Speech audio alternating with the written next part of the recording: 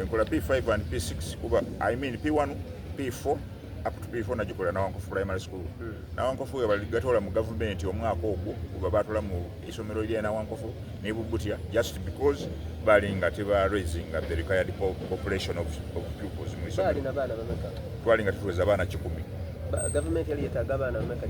Betaaga 10 and above. Kyoko isomero iramba lyali limu abaana nga bali wansi ga 10. Exactly. Nawankofu twali about 8 awo. Okuva ku P1 mpaka P7. Exactly. Tujje mbaisa. So isomero lyo balitawo yaira Bulange Tefe primary school era ifuna transferinga kwaire Bulange Tefe primary school. Nakola P5 and P6. Kyenta sobola kwerabira. Nganye Nawankofu omusomesa wange yansomesa bamwetanga Muzeeyi Nswemu yali mu Isenena. Musabyo yatukubanga ine mboko nga tufuna na handwriting. Era nze mukulu Abubakar ndikobera nti gotabanga tonenda bugende. Mukoba kukola handwriting ndio mu ku bantu abagandika obulungi. Abalala ni mukulu wange Habibu Masanalaze. Era twenumiriza musabyo oyo yatukuba emboko ayafegesa okuwandiika. Etutuuke Bulange olwa good handwriting kyentajja kwerabira ekintu ekyasitikinga mu bwongo bwange. Second term nagisomera bwerere just because of my good handwriting. Headmaster yaliwo by then bamwetanga Mr. Tenwa. Bali bamuzaala musambire eyo kigulu. Yampa nankani eyo basale basomera bwerere lwakuwandiika bulungi. Ekyo n'ebikweta sobola kwerabira. Olw'okuwandiika obulungi. Yes. Kyakuweesa basale. Exactly. Yeah. Enavaawo najja Empumbiro primary school yenkolera my P7.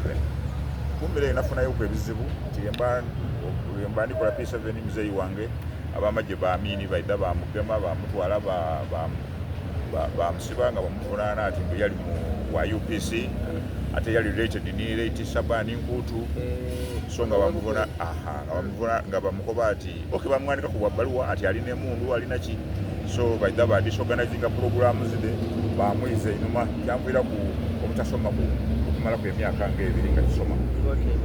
Ayi Bible okuba yali nga ali n'ekinegenege ky'okunsomesa era bwe yayifuna esente naira munaasoma Empumbiro yona kyeneebaliza ino Empumbiro mu mwaka gwe nakolera mu Piero E.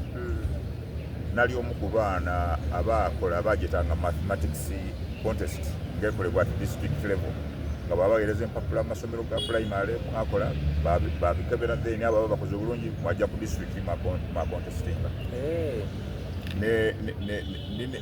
Neyagala era I always tell people nti nze tikozesa computer mbungaita kozesa mutwe gwange omutwe n'okugaita gwatozaako gwagaita gwakubisamu. Era omwaka ogwo 1976 benajja ku mathematics contest Iganga nali wakusatu in the Greater Iganga.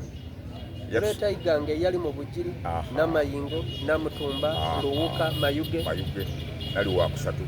Ayi balina ku abantu babiri bajja ku national level era gwene kakasa nti omukwabo bamweta mukulu Tantala abaire nga CFO wa Iganga tugwe twali abaana abakola obulungi that time.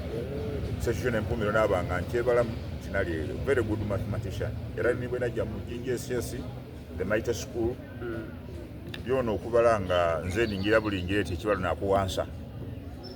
Yes. So olwava ku Mpumbiro ng'omaze okola Piero E wajja Buterevu ku GSS. GSS wajjagaana otya?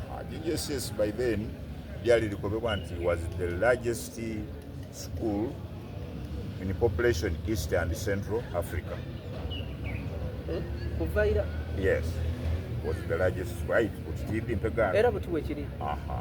Kubanga tuli abaana ku team 3 plus. Kubanga ekibine kibala kibamu stream nga 12. Yes. Buti mwasomanga mutya?